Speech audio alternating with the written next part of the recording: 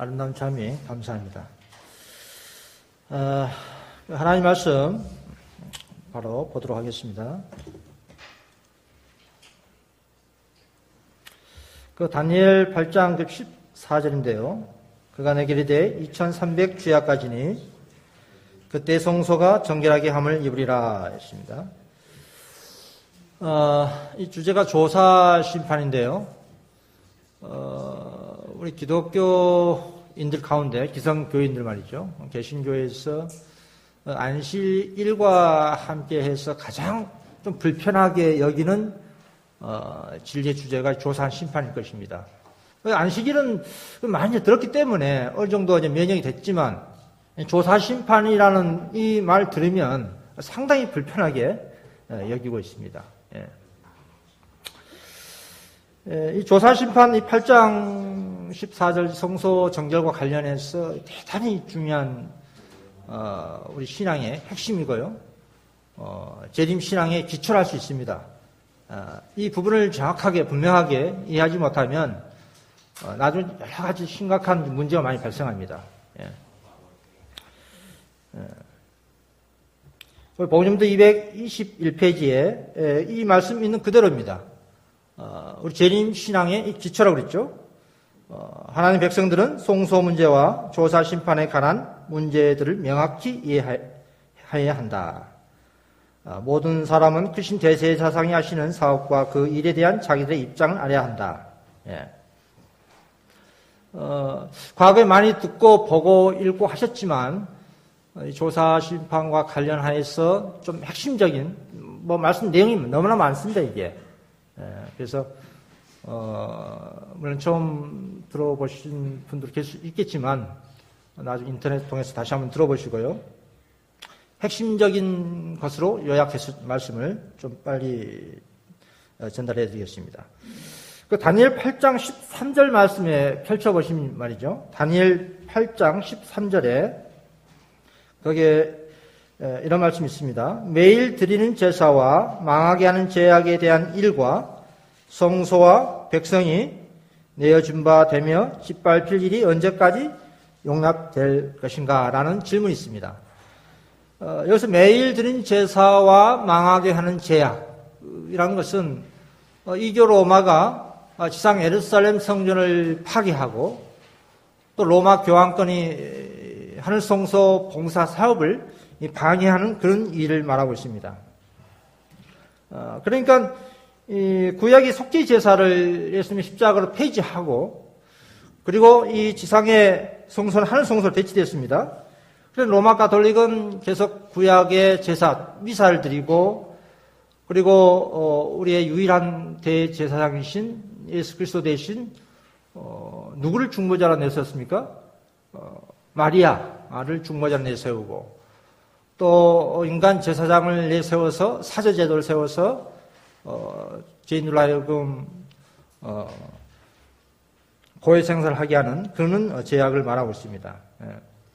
그래서 이 다니엘 8장 13절의 그 질문은 그렇습니다. 성도를 핍박하고 또 성소를 유린하고 하늘 성소 사업을 방해하는 그 일이 언제까지 이럴 것인가 라는 질문에 대한 답이 다니엘 8장 14절에 2300주야까지니 라는 답이 나온 겁니다. 그리고 그때에 성소가 정결하게 되리라 라는 말씀이 있습니다. 이 성소 정결한 말은 다른 말로 조사 심판을 의미합니다. 조사 심판. 이 조사 심판이란 무엇인가? 조사 심판이란 무엇인가? 일반 사회에서도 말이죠. 큰 흉악범을 현장에서 직결적으로 형을 집행하지 않습니다. 철저히 조사하고 또 증인, 또 증거를 수집해서 삼심제도를 거치고 그리고 구형과 또 선고를 반복하다가 최종 확정 판결을 내린 후에 형을 집행합니다. 이게 일반 사회에서의 법 집행 과정입니다. 하물며 자비롭고 공의로우신 하나님께서 인간의 영생을 다루는 일에 있어서 얼마나 진중하게 이 사업을 임하겠습니까? 그래서 이 마태복음 22장 이 비유만 보더라도 거기 그 하단에 거기 빨간 글자를 보시면은 뭐 요약하자면 조사 심판은 품성을 검사하는 일, 그 누가 하나님 나라에 들어갈 자격이 있는지를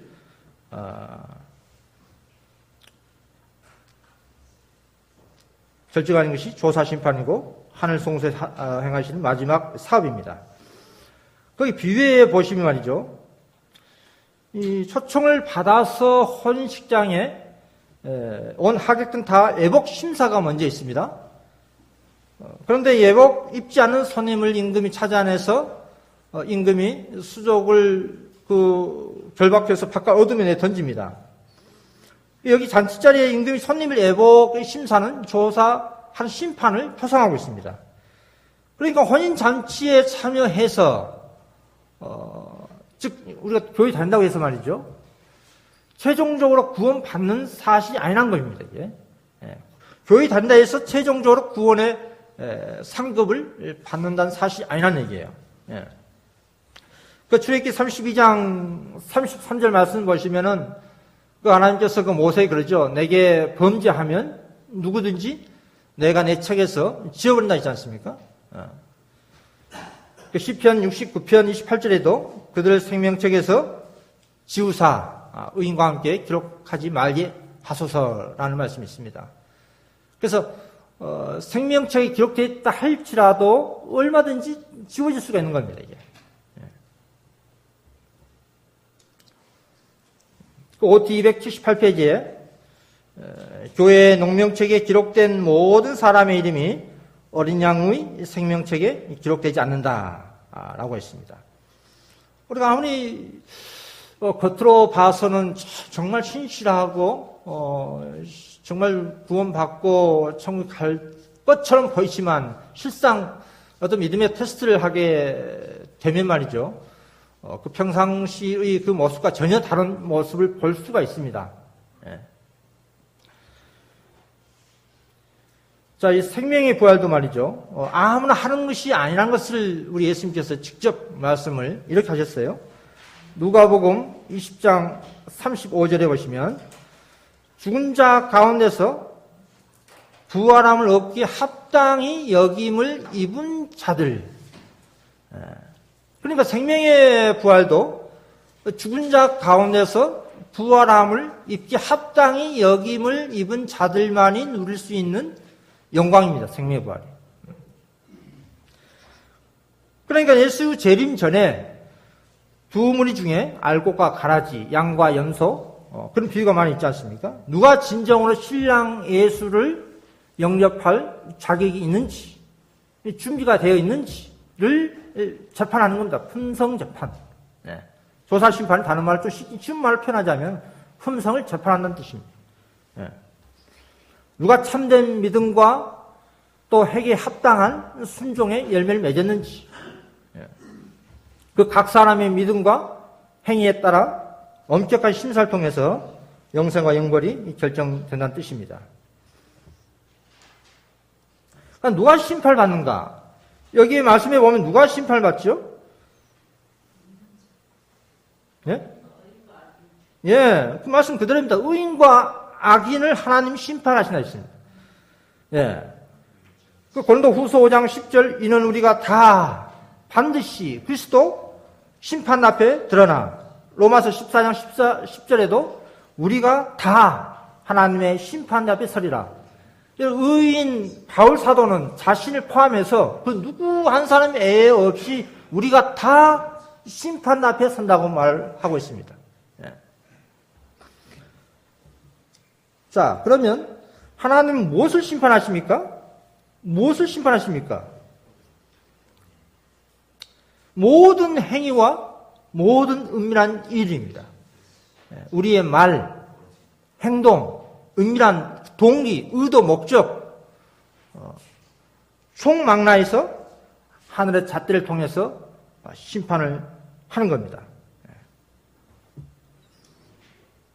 그럼 하나님 무엇을 근거로 심판하죠? 무엇을 근거로 심판하십니까? 야고보서 2장 12절 자유의 율법대로 심판. 대정투 482페이지에도 하나님의 율법은 심판 때에 사람의 품성과 생애를 측정하는 표지다 하고 있습니다. 1.1획도 변개될 수 없는 하나님의 이 말씀으로 이 성경 하나님 말씀으로 심판이 표지되는 겁니다. 조사 심판에 대한 준비인데, 하늘에서 우리 예수님께서 조사 심판을 하시는 동안 이 세상에 있는 하나님 백성들은 무엇을 해야 합니까? 죄를 버는 특별한 일이 있어야 되겠죠. 그 말씀 그대로예요. 죄를 버는 특별한 일이 이루어져야 됩니다. 하늘에서는 조사 심판이 진행되고 있는데 그 진리를 믿고 있는 하나님 백성들이 이 땅에서 계속 반복된 죄를 범하고 있다고 하면 그것은 조사 심판의 대상이 될 수가 없어요.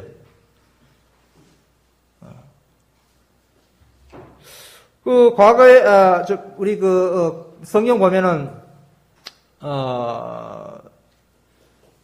구약의 송소와 성막 봉사의 중요한 두 가지 국면이 있었죠. 매일의 봉사와 매년의 봉사가 있습니다. 그 매일의 봉사는 매일 제사장이 뜰과 송소에 행하지는 그 봉사입니다. 그 속죄 과정의 그 요약을 좀 보자면, 그 죄인이 말이죠, 양을 끌고 와서 자신의 죄를 안수를 합니다. 그 제물에게. 그 제물을, 그 짐승에 안수를 하고, 그 다음에 목을 따고 피를 흘립니다. 흘린 피를 제사장이 송소로 옮깁니다. 그래서 그 죄인은 회개함으로 인해서 용서받았지만, 송소의 의식상 그 피로 인해서 송소가 더럽혀졌어요. 이 더럽혀진 이 송소를 1년에 한 번, 그러니까 대속죄일입니다. 7월 10일, 이 대속죄일에 대제사장이 지성소에 들어가서 모든 송소를 다 정결케 하는 사업을 의미하고 있습니다. 그러니까 그 당시에 말이죠, 이 대속죄일에 백성들이 죄를 회개하고 자복하고 자신을 살피고 이런 일이 이루어졌어야 됩니다. 이런 일이 이루어지지 않고 용서를 받지 못하고 죄를 계속 품고 있으면 결국 그 사람은 그 백성 중에 끊어지고 멸절되는 아주 두려운 형편에 처하게 됩니다. 이게 표상적인 제사 제도에서 나타난 내용이에요. 하물며 오늘날 실상적인 대속죄를 살고 있는 하나님 백성들은 더 얼마나 엄중하게 우리가 이 날을 내 자신을 살피고 또 죄를 회개하고 죄를 끊는 그런 삶이 이루어져야 되겠냐 이 말입니다.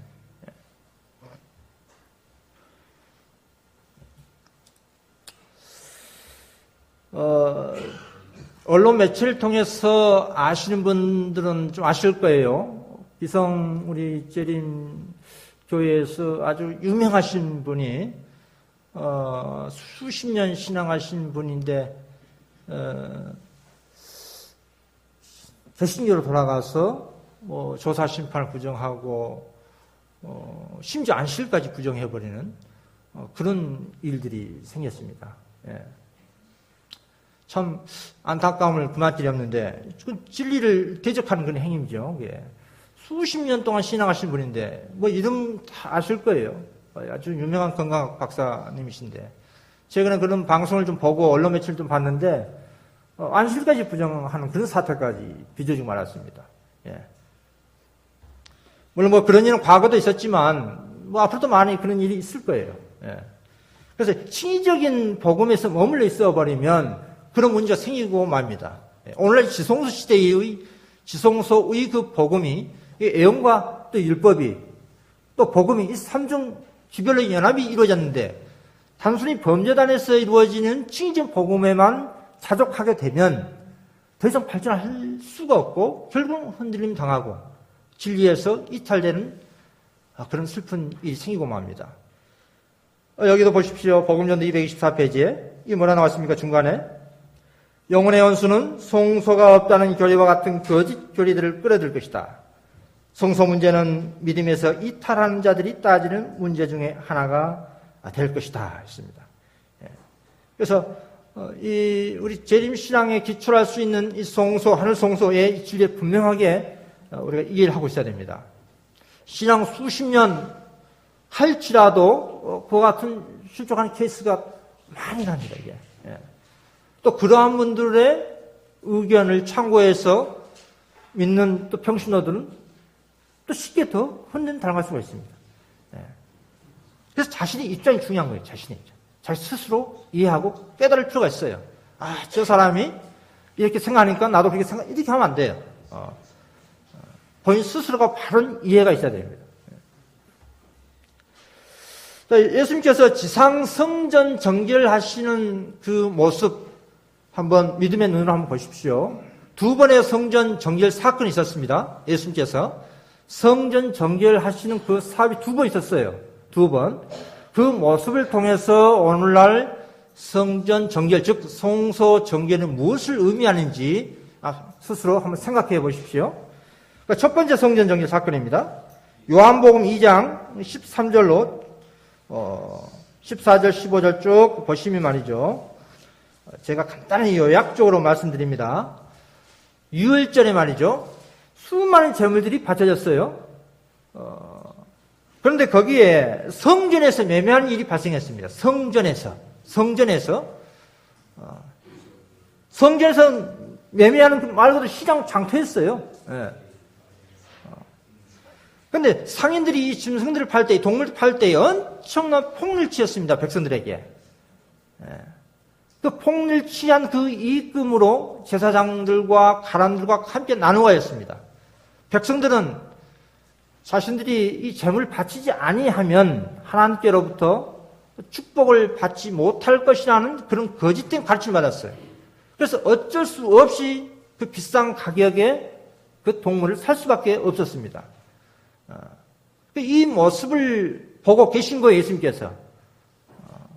장사꾼들이 폭리를 취하는 이 장면들, 거룩해야 할 성전에서 그러한 폭리를 취하는 모습을 보고 계십니다. 그래서 예수님께서 노끈으로 짹짹을 만드셔서 그 장사꾼을 다 내쫓아내십니다. 그 누구도 항거하지 못했어요. 워낙 두려운 그 모습이었기 때문이었습니다. 다 도망가고 말았습니다. 예수님의 제자들 또한 평상시의 자비로운 예수님의 그 모습과 전혀 다른 그 모습을 보고 두려워했습니다. 여기서 말이죠. 유심히 관찰 한번 해보십시오. 그 예수님의 그 모습을 말이죠. 예수님께서 성전에서 장사한 상인들을 쫓아내시기 위하여 노끈으로 짹짹을 만드셨어요. 노끈으로 짹짹을 만드신 그 모습을 한번 보십시오. 노끈으로 짹짹을 만드셨어요. 사실 마음만 먹으면 얼마든지 손에 잡히는 데 던지면서 쫓아낼 수가 있으셨습니다. 지극히 합당한 행위입니다. 그게. 그렇게 기록되었다 할지라도 우리는 예수님의 그 행위를 적극 지지할 거예요. 그런데 예수님께서 노끈 짹짹을 만드셔서 당신의 거룩한 분노를 표출하셨어요. 그럼 예수님 마음속에 말이죠. 그 의분이 일어납니다. 의분이. 그런데 의분이라 할지라도 충동적으로 표출하지 않으셨습니다. 의분이라 할지라도 충동적으로 표출하지 않으시고 노끈으로 짹짹을 만드는 그 과정을 통해서 그러니까 우리 예수님의 그 의분은 말이죠. 아주 절제된 의분임을 알 수가 있습니다. 오늘날 사람들이 표출하는 그 분노와 전혀 다르죠. 사람들은 분노하면 어떻습니까? 물불 갈지 않고 폭발합니다. 요즘 분노 조절 장애라는 무슨 병이 있습니까? 차량 운전하시면 좀 잘 아실 거예요.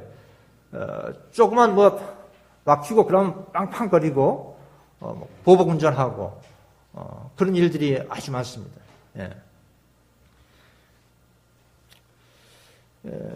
그 분노하면 또 모세를 떠올 수가 있습니다. 분노도 두 가지가 있는데 그 모세의 분노를 보면은 그 아론의 그 금송아지 숭배 사건 때 하나님의 그 충성심의 발로에 의한 그 분노 그런 의분이었습니다. 그런데 반대로 가데스 무리바 물 사건 때는 백성들이 불평 불만 터져 나올 때 우리가 너에게 물을 내주랴 하면서 지팡이로 반석을 땅땅 두 번 치는 그 분노는 인간적인 감정에 기초한 적정적인 그런 분출이었습니다. 예.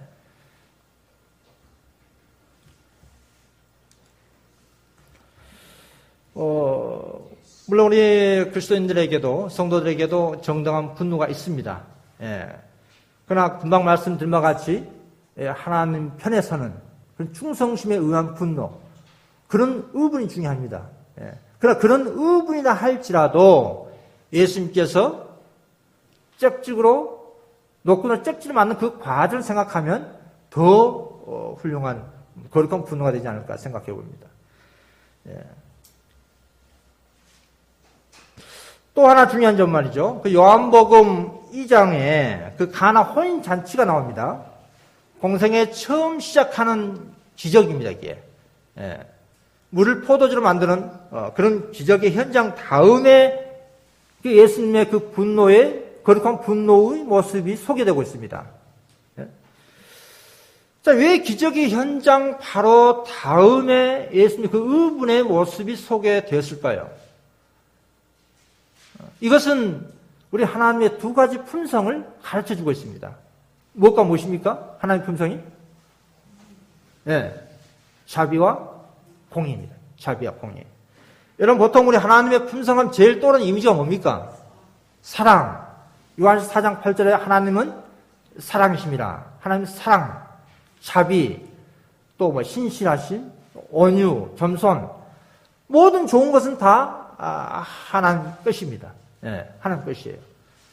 그래서 사실 그것은 이방인도 다 알고 있습니다. 예, 하나님 사랑이라는 그 말씀 그 자체는 알고 있어요. 그런데 그것은 절반만 알고 있는 겁니다. 예. 우리는 하나님의 사랑할 때에 자비와 공의로우신 하나님이라고 표현해야 됩니다. 자비와 공의로우신 하나님. 그 둘은 뗄 수가 없는 하나예요. 예, 그게 하나님의 속성입니다. 그래서 사단은 말이죠. 이 하나님의 사랑을 극단으로 불시켜 말했습니다. 하나님은 사랑이시기 때문에 죄를 지어도 어떻습니까? 괜찮다. 다 구원받을 수 있다. 라는 논리예요. 그러니까 뭡니까? 그게 만민 구원설. 그런 말까지 나오잖아요. 만민 구원설. 기독교계의 어떤 특정 종파에서 한번 구원받으면 영원한 구원이라는 그런 단체도 있습니다. 예. 더 이상 회개할 필요 없다. 죄를 지어도 하나님께서는 너를 택하였기 때문에 구원받는다. 라는 거짓된 평안과 안익 가운데 신앙생활을 하게 하는 그런 극단이 많이 있습니다. 또 반대로 하나님은 무서운 하나님이다. 죄를 지면 용서하지 않는다. 영원한 불 속에 가둬놓고 그 고통을 즐기시는 분이다. 라는 또 다른 극단으로 치우치게 만들어놨습니다. 그래서 이 세상에 편만하게 곡해되어 있는, 애곡되어 있는 것이 하나님의 품성입니다. 그렇게 해석되고 있습니다. 우리 하나님께서 우리를 사랑하시고 또 구원하시기를 좋아하시고 기뻐하시는 분입니다. 그러나 하나님의 사랑 가운데 뭐가 있다고요? 예, 심판과 분노의 짹짹도 있다는 사실을 가르쳐주고 있는 겁니다. 성전 정결 사업을 통해서. 예. 심판과 분노의 짹짹도 있다는 사실을 함께 소개하고 있는 거예요. 예.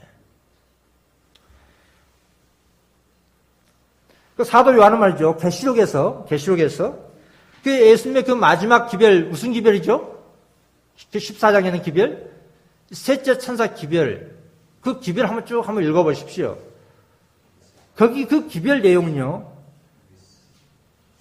너무나 두려운 말씀입니다, 이게. 예. 그게 뭐라 나오냐면요. 누구든지 짐승과 그의 우상에게 경배하고 이마에나 손에 표를 받으면 하나님의 진노의 포도주를 마시리니 거룩한 천사들 앞과 어린 양 앞에서 불과 유황으로 고난을 받으리니. 예. 여러분, 반나심을 얻지 못한다고 나옵니다. 우리가 듣기에는 너무나 무서운 거예요, 이게. 너무나 두려운 말씀입니다. 예. 여러분, 이 죄악의 잔이 차고 넘친 그 상황을 우리 하나님께서 보시고, 저는 사실 그 말씀을 보면서 말이죠. 이 말씀을 보고 하나님께 눈물 흘리시고 있다는 것을 느낄 수가 있습니다. 이 말씀을 쭉 읽고 묵상하면 성경의 말씀은 가는 역설적인 그런 표현들이 많이 나옵니다. 여러분, 하나님의 이 세 천사 마지막 이 기별은 하나님의 품성을 나타내고 있는 기별입니다. 그래서 세 천사 기별을 자비와 공의의 기별이라고 하지 않습니까? 마지막 자비와 공의의 기별. 여러분, 참 사랑 결단코 죄를 덮어두고 넘어가지 않습니다. 짹찍으로 치워주십니다. 짹찍으로 치워주신 분이 바로 하나님의 사랑이에요, 이게.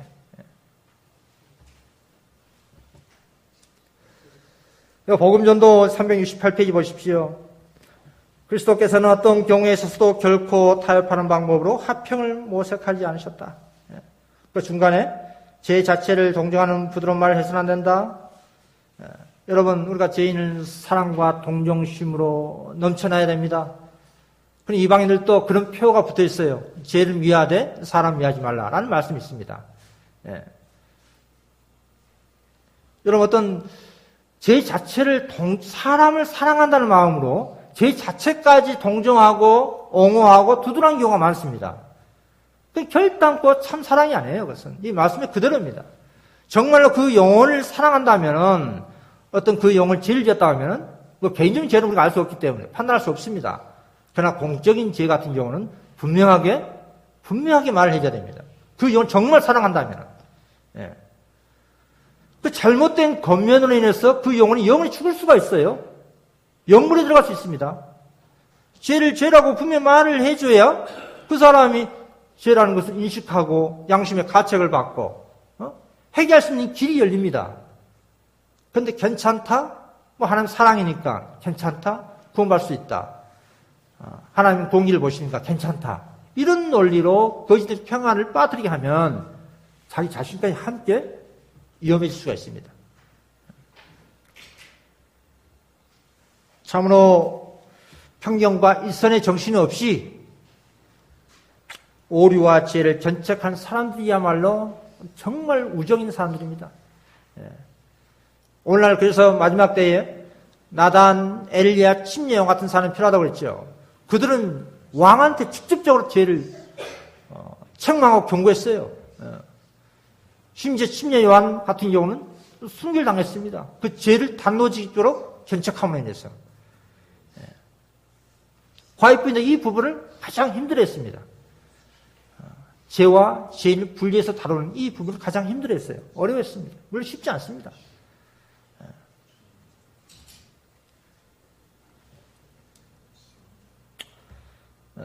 참된 사랑은 너무나 순결하여 자복하지 않은 죄를 덮을 수가 없다. 우리는 그리스도께서 이하에 돌아가신 영혼들을 사랑해야 하지만 죄악과 타협해서는 안 된다. 우리는 반역자들과 연합하면서 이것을 사랑으로 풀려서는 안 된다.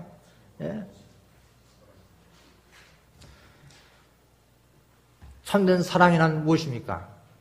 고상하고 거룩한 언칙을 지키는 거예요. 성경에도 그렇게 나오죠. 요한복음 14장 15절 너희가 나를 사랑하면 나의 계명을 지키리라.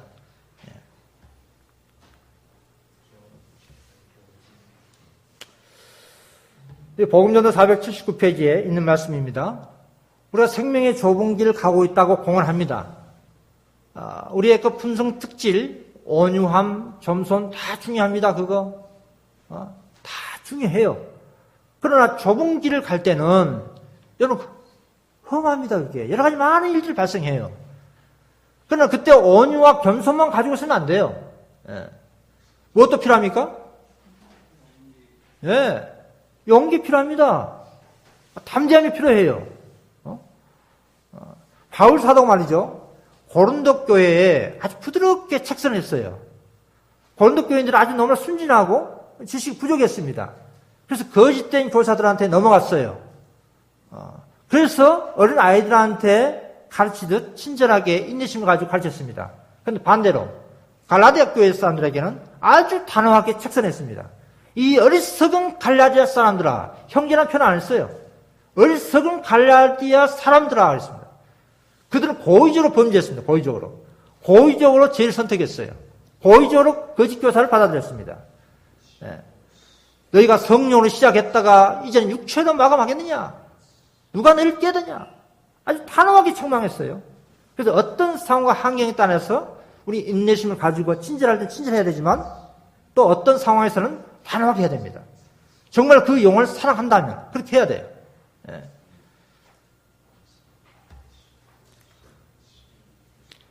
자, 두 번째 성소 정결은 말이죠. 예수님의 마지막 사업 끝날 즈음에 있었습니다. 그 마태복음에 21장 그 12절로 그 나와 있는데 예수님 사명 말기에 다시 성전을 찾아오셨는데 그 성전의 상태가 처음보다 더 나빠진 상태를 봤습니다. 처음보다 더 나빠졌어요. 거대한 가축 시장과 같은 그런 상태였습니다. 여전히 매매하는 그런 일들이 벌어지고 있었습니다. 여러분, 유대인들은 하나님을 자신들의 아버지라고 주장했어요. 그 성전이 아버지께서 계신 처소라고 믿고 있었습니다. 그런데 어떻게 만들었습니까? 아버지의 성전을 장터로 만들어놨어요. 장터로 만들었습니다. 그것이 그때 당시의 하나님 백성이라고 주장했던 유대인들의 정신 상태입니다. 영적 상태예요, 이게. 그런 영적 상태가 실상으로 그렇게 나타난 거예요.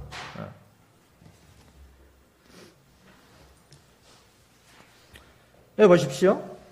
하나님께 대한 참된 순경심은 어떻게 나타납니까? 기도와 공중 예배를 드린 시간과 장소는 거기에 하나님께서 계심으로 거룩한 곳입니다. 우리 마음에 하나님께서 계십니까? 그렇게 생각하고 있는 분들이 모여 있는 것이 바로 이곳입니다.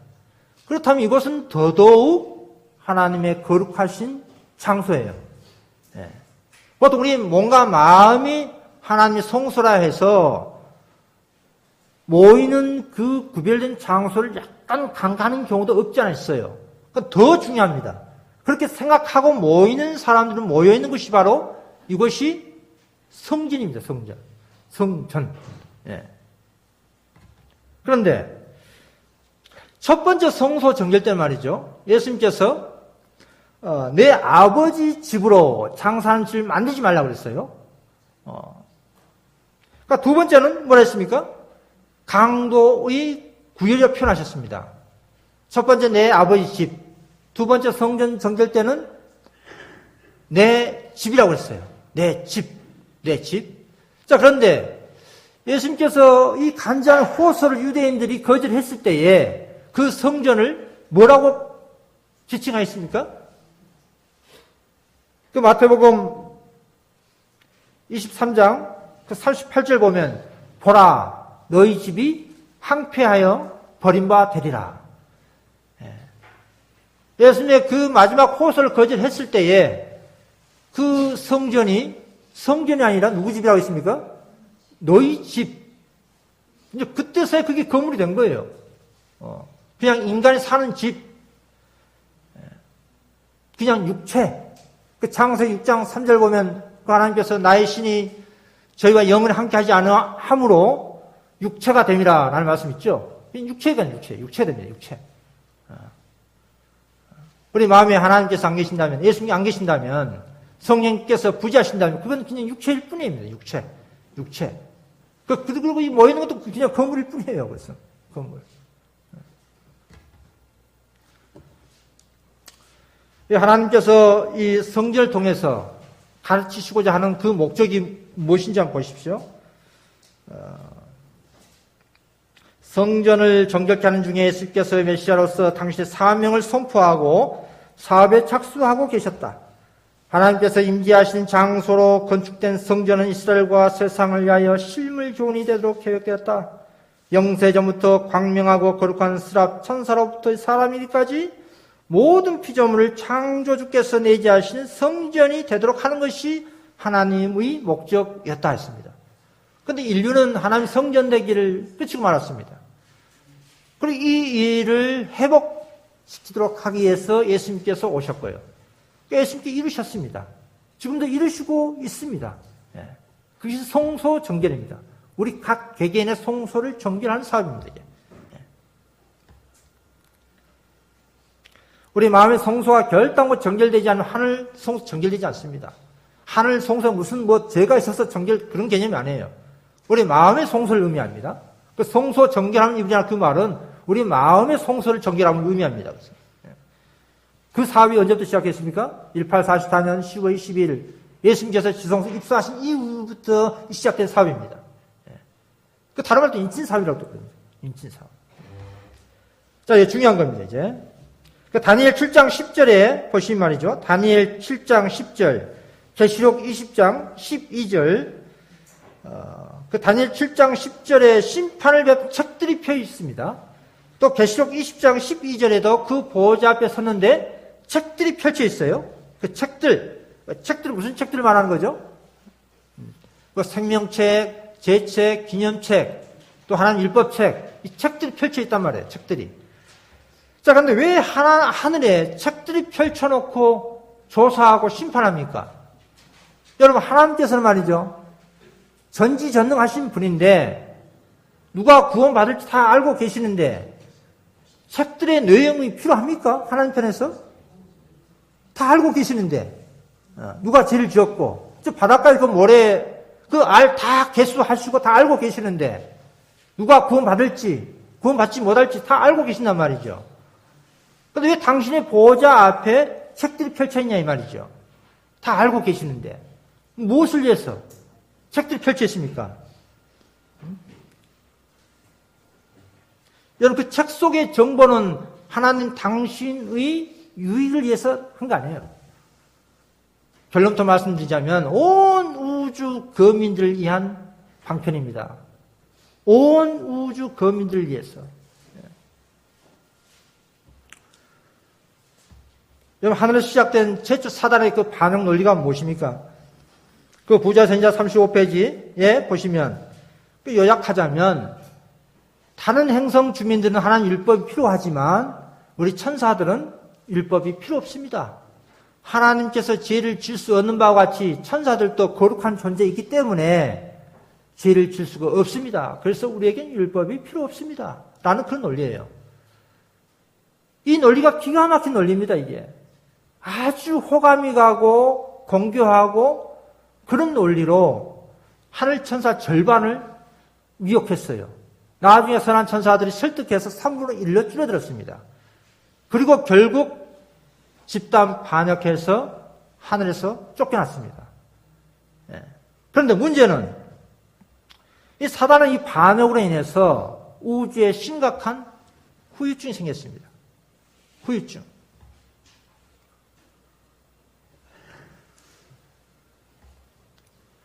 그 당시 최초로 하늘에서 그 어떤 죄가 발발했기 때문에요. 죄라는 그 개념을 몰랐어요. 천사들은. 우주 거민들 몰랐습니다. 그 죄의 결과, 그 성질, 그게 뭔지 전혀 몰랐습니다. 이것은 하나님께서 오묘하신 바와 같이 그 죄 또한 아주 오묘한 겁니다. 설명할 수 없는 겁니다. 이게. 나중에 우리가 하늘에 가서 그 죄의 그 성질이 어떠한 성질인지 예수님께 물어보아야 정확히 알 수 있겠지만 성경에 기록된 죄에 대한 정의는 뭡니까? 죄는 불법이라. 딱 그 한 단어입니다. 이게. 한 문장 뿐이 없어요. 설명할 수 없는 거예요. 아주 오묘한 겁니다, 이게. 이 죄의 영향력이 이 지구는 말할 것도 없거니와 온 우주에 이 죄의 영향이 뿌려지고 말았습니다. 거기에 그 기만자의 영향. 하나님께서 사단을 즉각적으로 척결시켰다면 우주의 거민들은 얼마나 두렵겠습니까? 죄에 대한 정확한 개념도 모르고 정립되지 않았는데 죄를 지었다는 이유로 즉각적으로 척결시켜버렸다면 우주 거민들은 아주 두려워서 벌벌 떨면서 하나님 숨겼을 겁니다. 그래서 하나님께서는 그 사단의 그 기만적인 그 영향이 어떤 결과가 나타날 거에 대해서 온 우주 거민들에게, 우리 지구 거민들뿐만 아니라 온 우주 거민들이 확실할 수 있도록 보여주고 있는 겁니다. 그 하단에 보면은 하나님의 정부에 대한 그의 비난을 모든 피조물이 바른 시각에서 볼 수 있도록, 그리고 하나님의 공의와 자비와 그리고 그분의 율법의 불변성에 대하여 영원히 조금도 의심의 여지가 남지 않도록 해야 한다. 의심의 여지가 남지 않도록 해야 한다.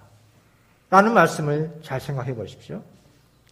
여러분, 하나님의 공의와 자비와 그리고 그분의 율법에 대한 루즈벨이 뿌려놓은 그 악한 영향, 그 암시가요, 우주의 거민들, 온 우주의 거민 다 뿌려졌습니다. 예. 여러분, 그 자체가 하늘이 정결해질 필요가 있는 거예요. 여러분, 음을 듣는 것 그 자체가 죄가 아니에요. 욥을 보십시오. 욥이 하나님께로부터 어떤 칭찬을 들었습니까?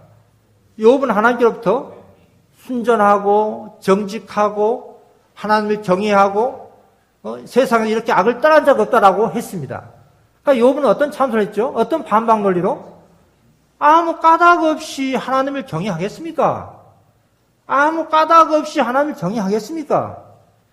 하나님께서 축복하시니까 욥이 거기엔 담례로 하나님을 경외하는 거 아닙니까? 하나님께서 욥에게 주신 복을 거둬 보십시오. 그럼 욥은 분명히 하나님을 욕할 것입니다. 이거 대단히 합리적인 고소 논리예요. 제가 생각해도 그럴 것 같아요.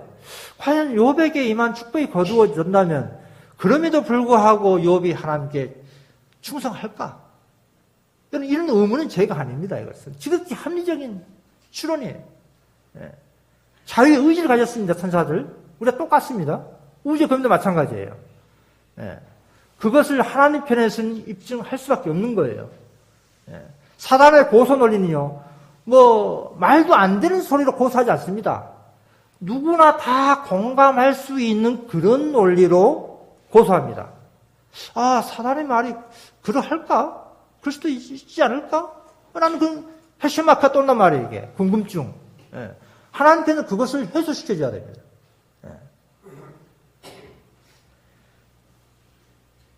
물론 욥은 승리했습니다.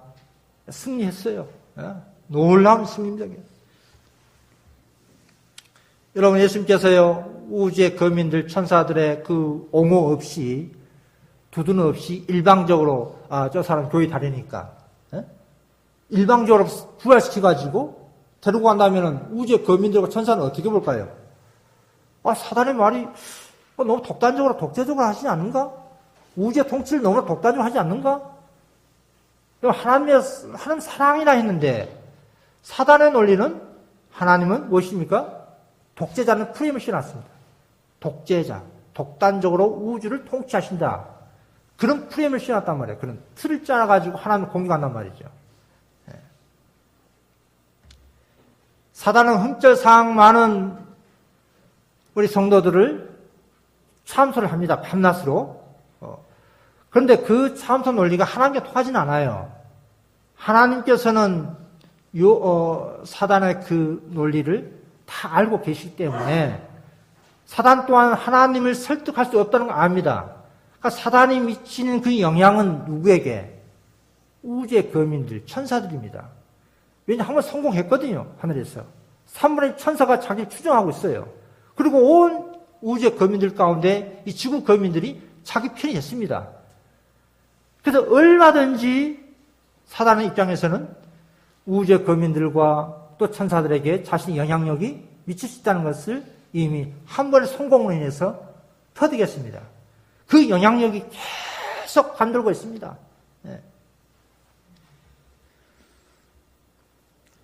다시 말씀드리지만 천사나 우주의 거민들은 전지전능한 존재가 아닙니다. 우리가 똑같은 피조물이에요. 피조물이 우리 피조물 마음을 알 수가 없습니다. 오직 하나님께서만 아십니다.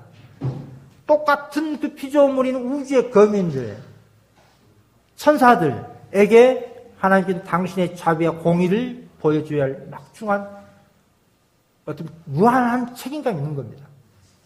이 조사심판 개념을요, 단순 송도를 신원하고 옹호하는 그런 차원이 아니라 온 우주적인 하나님의 구속의 경륜을 먼저 이해를 해야 됩니다. 그래야 그 밑에 있는 그 순서들을 우리가 쉽게 이해할 수 있습니다. 지금 성도에 대한 사단의 고소, 우리의 수호처는 다 듣습니다. 옆에서 봅니다. 다 기록을 하고 있기 때문에. 그러니까 어떠한 사실의 경우에는 사단의 그 참소가 정확하게 맞는다는 얘기예요, 이게. 그 마태복음 7장 22절 보면은, 그날에 많은 사람이 나들어 주여 주여 우리가 주의 이름으로 선지자 노릇하고 주의 이름으로 귀신을 쫓아내고 주의 이름으로 많은 권능을 행치 아니하였습니까? 근데 예수님께서 마태복음 7장 22절에 내가 너희를 도무지 알지 못하니 불법을 행하는 자들아 내게서 떠나가라 라고 말씀하고 있습니다. 예수님 이름으로 좋은 일 많이 했어요. 교인입니다. 그런데 막상 믿음의 테스트를 해보니까 불법을 행하고 있었어요. 불법을. 이런 사람들은 천사들도 인정할 수밖에 없어요. 하늘에 들어가지 못할 사람들이라는 것을 인정할 수밖에 없습니다. 그러나 사실 사단의 주된 타깃은 말이죠. 참으로 회개하고 하나님 계명을 지키며 예수 믿음을 끝까지 지키는 성도들입니다. 여자의 남은 자손. 그래서 이 땅에 셋째 천사 기별을 믿는 성도가 온전히 회개에 합당한 열매를 맺고 하나님의 율법을 온전히 품성으로 예수님처럼 말이죠. 천국 복음을 증거한다면 우주의 거민들은 어떻게 판단하겠습니까? 그 성도들을.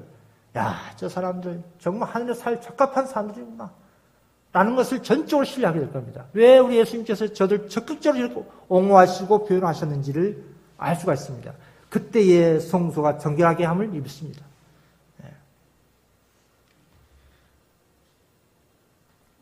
마지막 심판의 핵심은 우주의 모든 거민들 앞에 하나님의 품성이 입증되는 겁니다.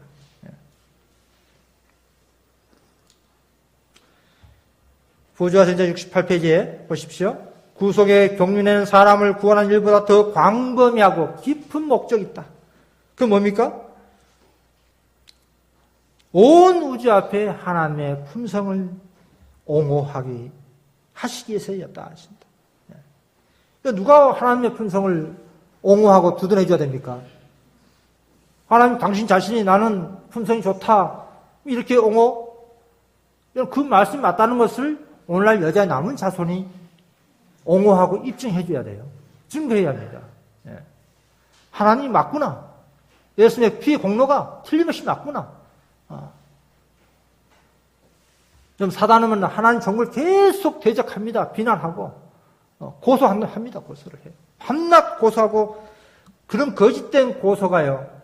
전혀 근거 없다는 것을 오늘 하나님 백성들이 증거해야 한다 이 말이죠. 근거 없음. 로즈벨의 그 비난은 근거 없음이라고 종결돼야 됩니다. 그래서 이 조사 심판 사업을 통해서 하나님의 품성이 온 우주에 자비롭고 공정하시다는 것이 입증돼야 됩니다.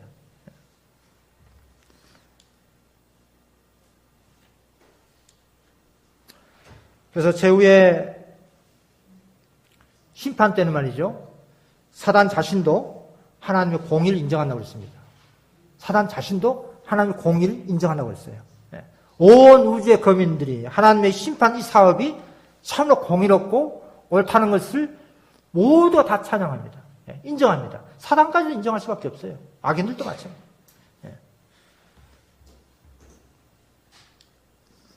한 예를 보십시오. 부자전자 155페이지에 그 아브라함의 믿음, 이삭의 순종, 그 모리아 산에서 그 범죄를 바치는 그 장면을 보십시오. 그 너무나 놀라운 장면 아닙니까? 만약 여러분들에게 아이를 바치라 한다면 어떻게 하실랍니까? 하늘의 존재들은 아브라함의 믿음과 이삭의 순종이 시험 당하던 광경을 목격하였다. 그 하단에 보시면 온 하늘은 아브라함의 확고부동한 순종을 경의와 감탄 가운데 바라보았다. 온 하늘은 그의 충성됨을 칭찬하였다. 사단의 고소가 거짓됨이 드러났다. 이 증거가 있어야 된단 말이에요. 이 증거가. 이 증거를 보여줘야 돼요. 증거. 누가요? 하나님 백성들이. 그래서 온 우주에 사단이 뿌려놓은 제 영향력을 성도가 승리하고 아브라함의 하늘의 거민들이 아브라함의 그 믿음과 이삭의 순종을 정말로 감탄 가운데 칭찬한 바와 같이 하나님 백성들에게도 그 동일한 칭찬이 있을 것입니다.